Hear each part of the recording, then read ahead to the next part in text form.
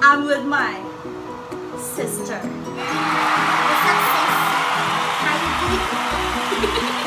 Okay, so today, i-discuss natin ang Chan Chan Chan! All about fake nails. Well, nawawala yung isa ko.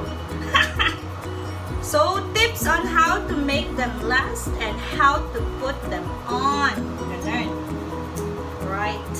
Okay, so, i-discuss namin kung paano siya ilagay. So, mag-insert kami ng mga clips kung paano siya ilagay.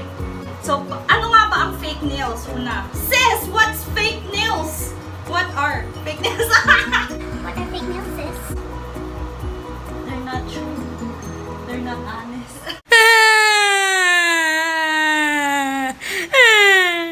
They're liars.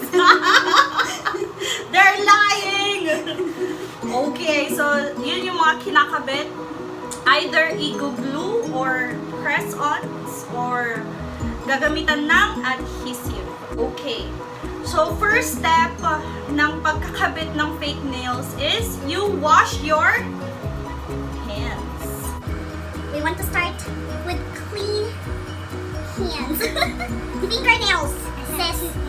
The left and the right, and you wash them both. Bam! First step, sis. Okay, second step. Kailangan nyo ng cuticle pusher. Which is the thing that you push your cuticles with. So, kailangan mo yung pusher. Ipupush mo yung cuticle. Okay, so kailangan mo siyang i-push, push, push, push, push, push. Ganun. So, pag na-push mo na siya, second step is to buff your nails. Yeah. So, ibabuff natin yung nails. Ang goal is to make it rough. Yung surface is... Kasi kung rough yung nails mo, ay yung surface ng nails mo, mag-a-adhere longer yung fake nails. Kasi kakapit yung glue. Kung gamit nyo ay glue or adhesive. Ganun. So, kailangan mo i-file yung surface Until it's rough and dry. And then, kailangan mo siyang i-wipe. Iwa-wipe natin siya ng dehydrator. So, kung wala kayong dehydrator, yung pinaka... these are dehydrator, man. Okay, it dehydrates the nails, sis. From the root word. Yes. You don't know that, sis? I've been teaching you that too. Okay. So, for the benefit of those who don't know. Sis, use Google. It's free. Okay, so, kailangan natin ng dehydrator. Kung wala kayong dehydrator, yung acetone, pwede na yun. So, ang gagawin nyo lang, lagay nyo sa cotton, then wipe the nails that you have filed. Not that effective though. But acetone? Yeah. Well, depende sa acetone, sis. Gumamit kayo yung walang moisturizer kasi yung binili namin may moisturizer siya. So, may oil yan siya. Dapat yung walang oil, yung talagang, alam mo yun, kapag pinahid yung ganun, mamumuti yung nails, ganung klase ng acetone ang kailangan natin. I mean, not as effective as the dehydrator. Because I'm best. I couldn't say like part of it now. Diba, tayo sa kanya nag-swimming na daw. Translation, guys! Nag-swimming na daw yan siya sa Puerto Galera. Hindi pa rin natanggal yung nails niya. Ganon, kakapit yung dehydrator. So, ganon. So, after, no, i-wipe nyo, lagay nyo sa cotton, wipe nyo siya. Wipe nyo siya, tapos antayin nyo, makikita nyo dapat yung nails nyo na mamumuti-muti siya. Ganon yung itsura. Right, sis?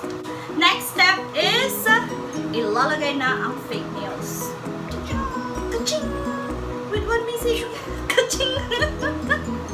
So, ang dapat mong gawin, yung glue, kung gumagamit kayo ng glue, yung glue, ipatak nyo sa likod ng fake nails.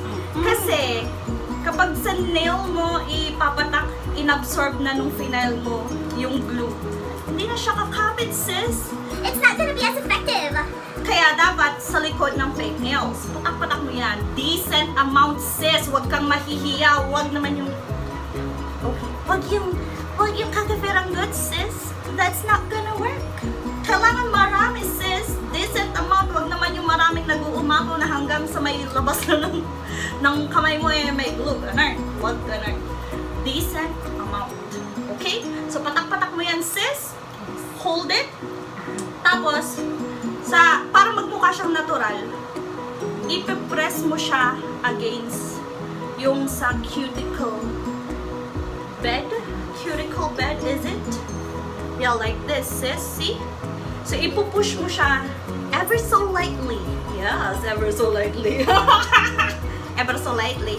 Basta ipupush mo siya pababa, saka mo ipipress. Press firmly and hold. Intact.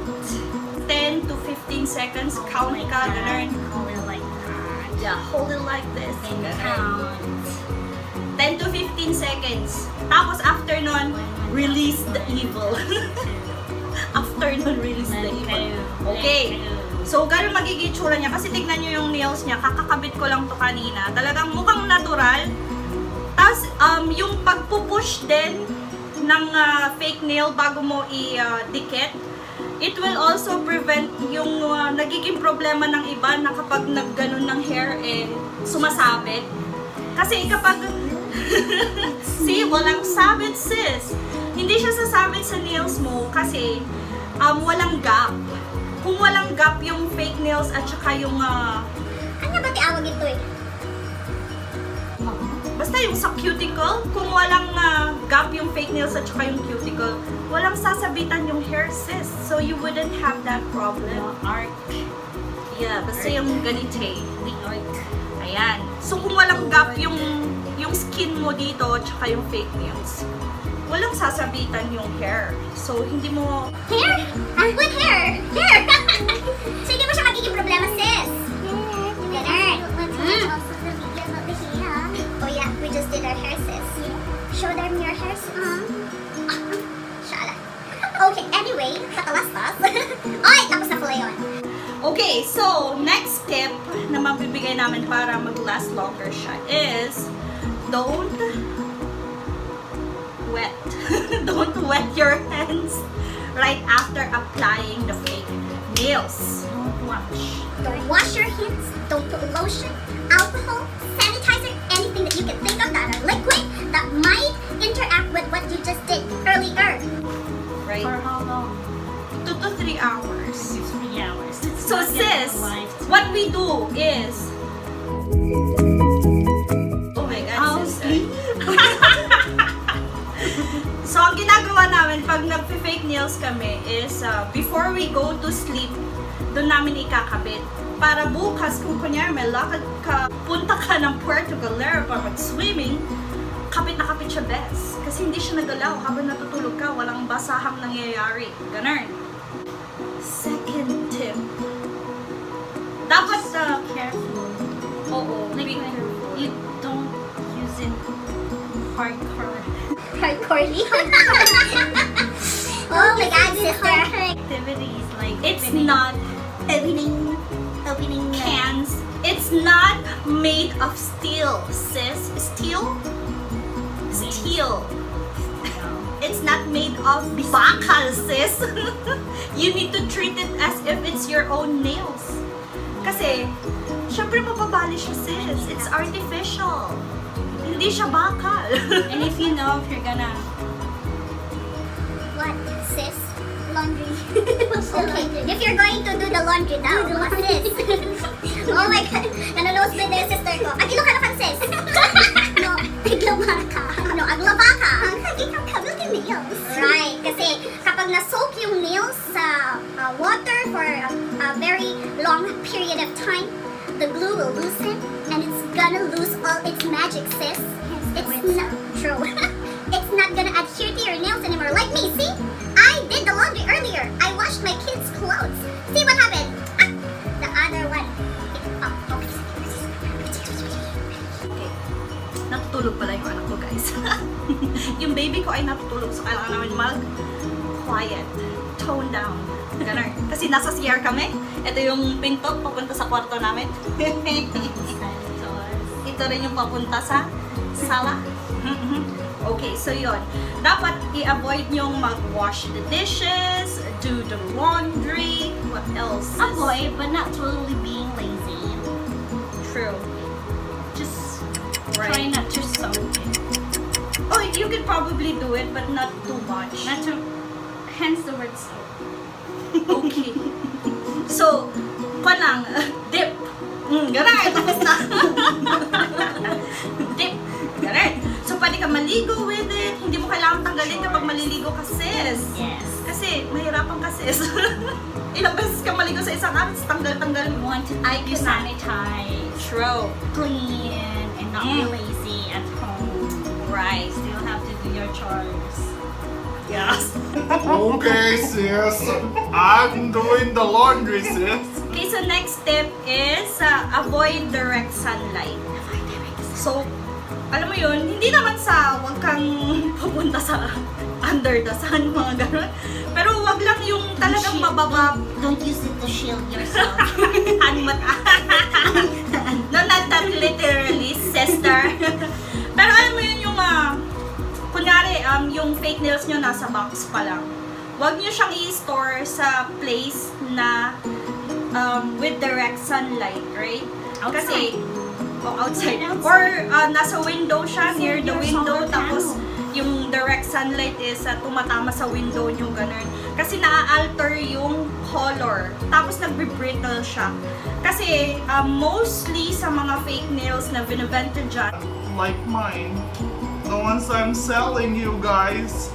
Yeah. they are made of Polish. gel polish. Yes. So, ang gel polish nagre-react sa UV light. So, kung na-over-cure yung nails, meaning na-overexpose siya sa UV light, magbe-brittle siya and it will break. So, wag niyo siyang i-store near the window na may direct sunlight. Ganun. Oh my God, my baby is crying. So, we need to wrap this up. Okay, so wag sa direct sunlight. Tapos, maa-alter din yung color. Magiging yellow, ganun. Okay, sister, you go do your thing.